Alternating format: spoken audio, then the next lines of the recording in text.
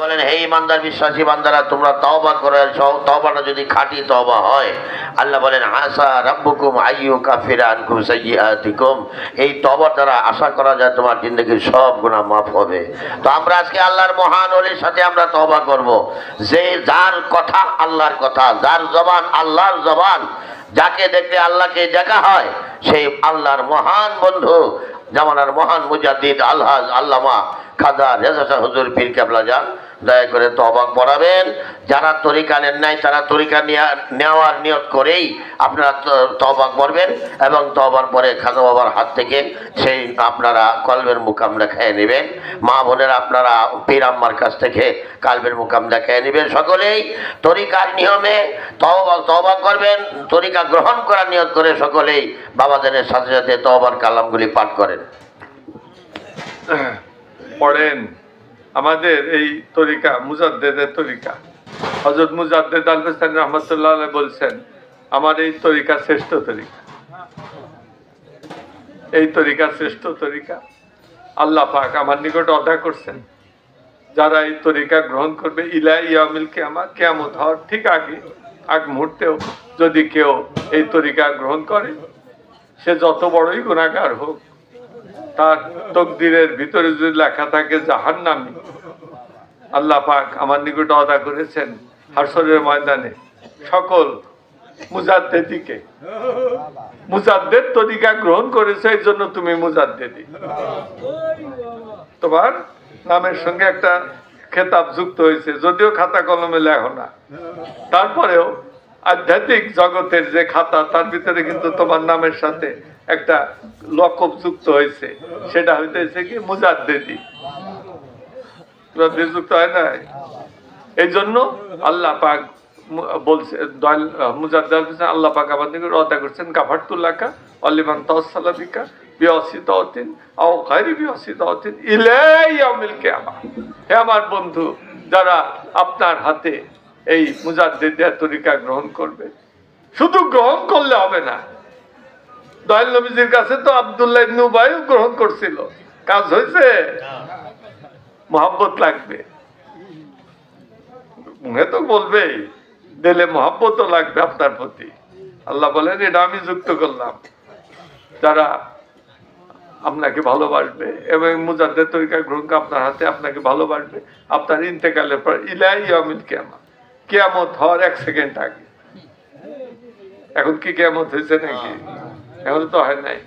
কিয়ামত হওয়ার 1 সেকেন্ড আগেও যদি কেউ এই মুজাদ্দেদ তরিকা গ্রহণ করে, এবং শর্ত দিলাম তারা আপনাকে ভালোবাসবে, এরকম যারা থাকবে তাদের প্রতি আপনি আমার কাছে দোয়া করতেছেন, একটা দোয়া 14 দিন করে করতেছেন, ইয়া রাব্বি হাবলি মুরিদি, হে আমার প্রভু আমার মুরিদানদেরকে মাফ করে দাও। আল্লাহ বলেন, একটা শর্ত নিয়ে মাফ করলাম। আমি কি এজিদকে মাফ করা পারবো নাকি? এজিদ শিবারে এই বিষাদ সিন্ধুর বেদ লেখছে না যে হযরত মাওলা হুসাইন বলছিলেন যে আমার এই দিকটা ছুরি চালাও না, কষ্ট হইতেছে, আমার বিপরীত দিকটা ছুরি চালাও, এইদিকে নবীজি নানাজি আমার চুমা খেয়েছে, এই জন্য তোমার তলোয়ারে কাজ হইতেছে না,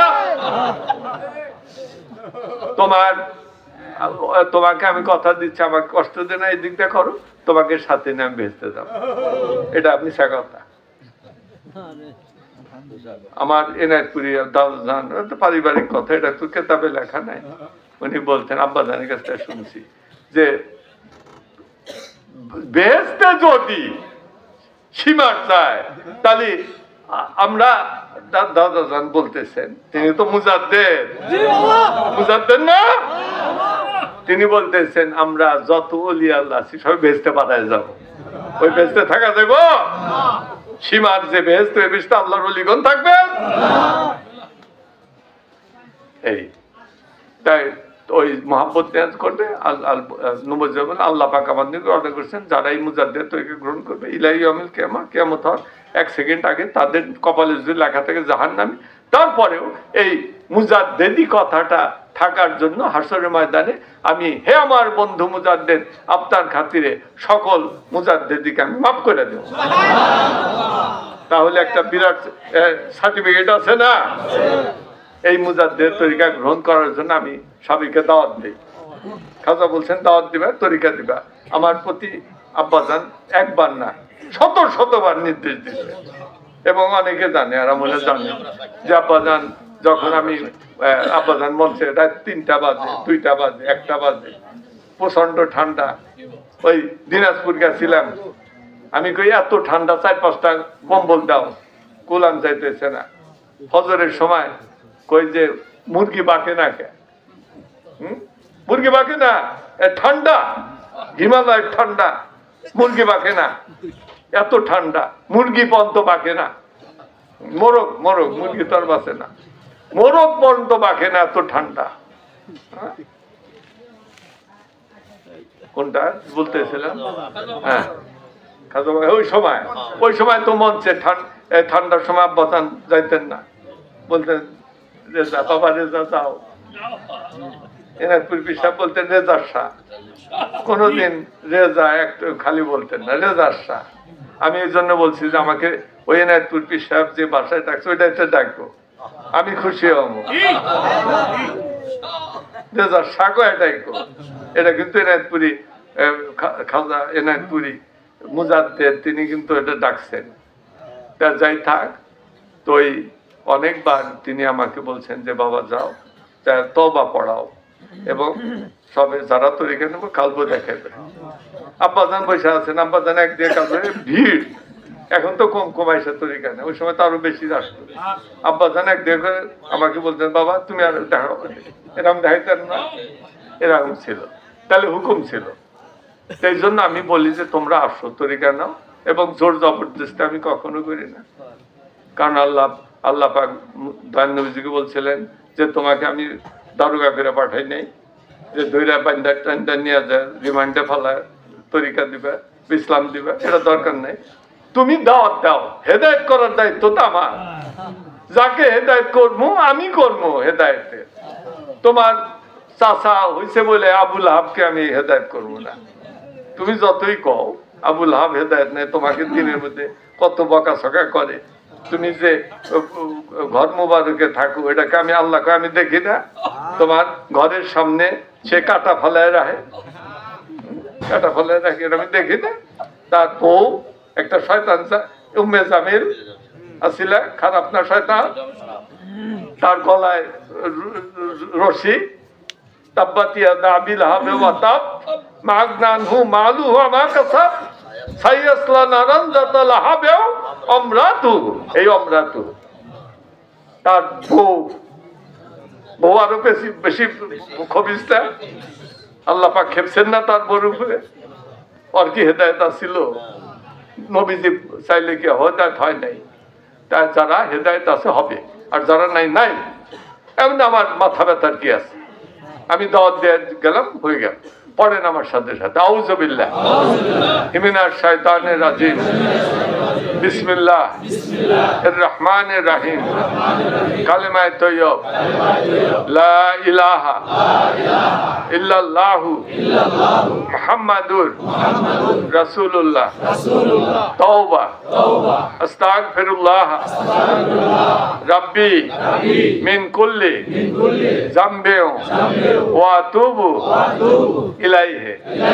আল্লাহ তোমার সাথে, তোমার বন্ধুর সাথে জানিয়া না জানিয়া, ভুলে চুকে, প্রকাশ্যে গোপনে যত রকম ছোট বড় সগীরা কবিরা শিরক বিদআত গুনাহ করেছি, সমস্ত জীবনের গুনাহ খাতা হইতে আল্লাহ তোমার কাছে তওবা করিতেছি।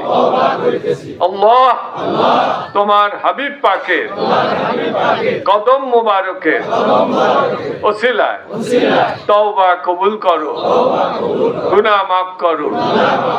আল্লাহ তুমি তওবা কবুল করনে ওয়ালা মালিক, গফুরুর রহিম, বাদশার বাদশা আমরা গুনাহগার বান্দা বান্দি আল্লাহ আর জীবনে পাপের কাজ করব না, মিথ্যা বলিব না, চুরি করিব না, হারাম খাইব না, খুন করব না, শিরক করব না, জিনা করব না।